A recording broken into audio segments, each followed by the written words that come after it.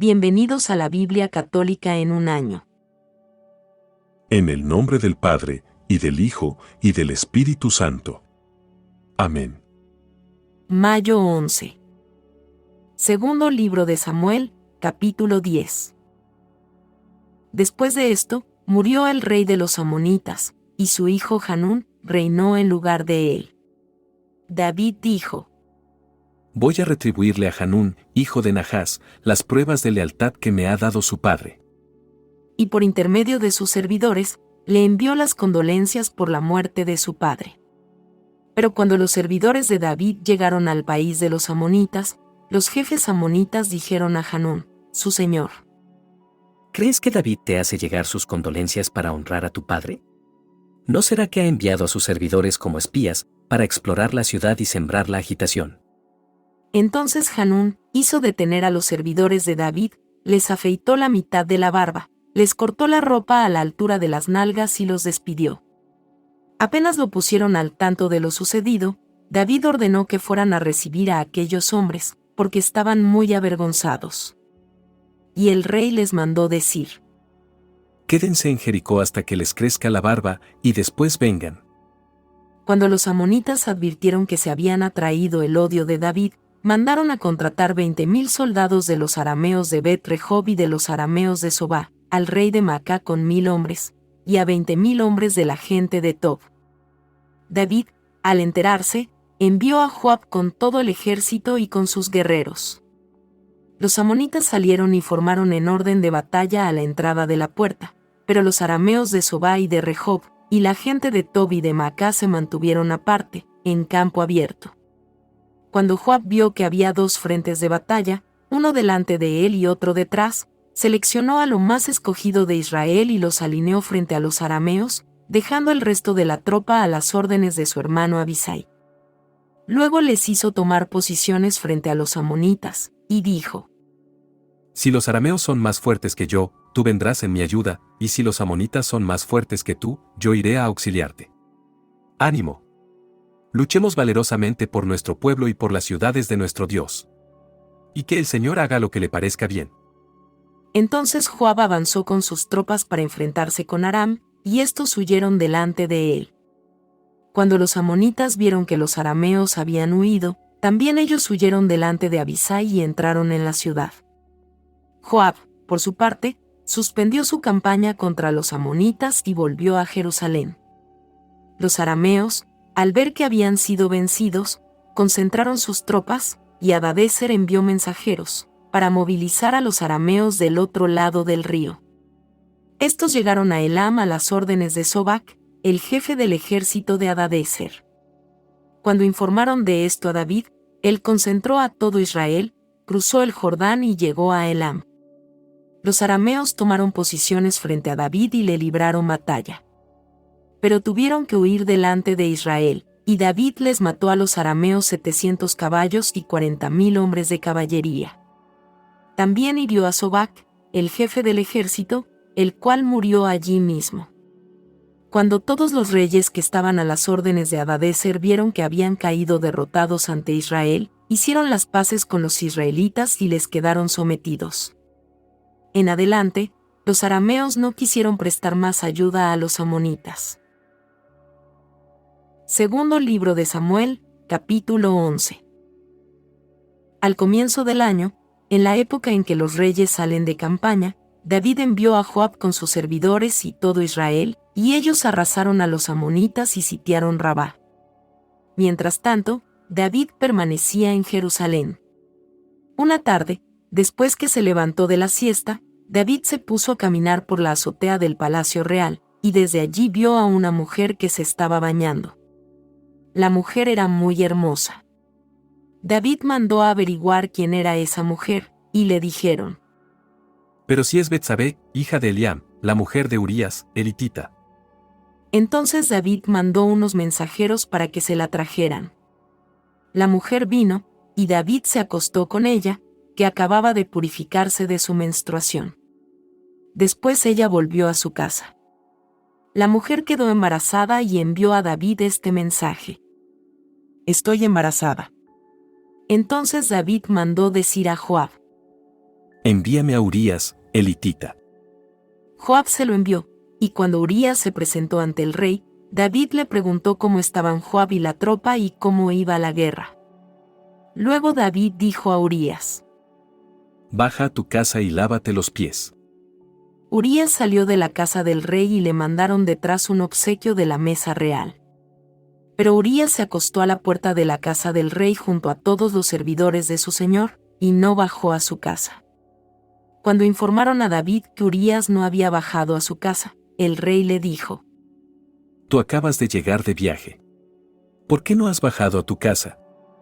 Urías respondió a David: El arca, Israel y Judá, viven en tiendas de campaña, mi señor Joab y los servidores de mi señor acampan a la intemperie, y yo iré a mi casa a comer, a beber y a acostarme con mi mujer.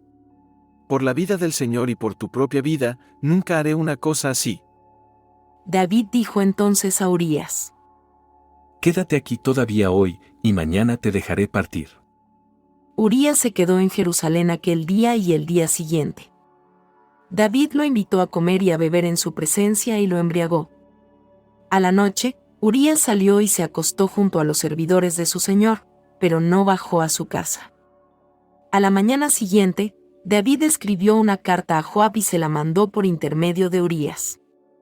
En esa carta, había escrito lo siguiente: Pongan a Urías en primera línea, donde el combate sea más encarnizado, y después déjenlo solo, para que sea herido y muera. Joab, que tenía cercada la ciudad, puso a Urías en el sitio donde sabía que estaban los soldados más aguerridos.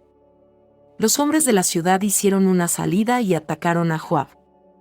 Así cayeron unos cuantos servidores de David, y también murió Urías, el hitita. Joab envió a David el parte de batalla, y dio esta orden al mensajero: Cuando termines de comunicar al rey el parte de batalla, si él se enfurece y te dice, ¿por qué se acercaron tanto a la ciudad para librar combate? ¿No sabían que arrojan proyectiles desde lo alto de la muralla?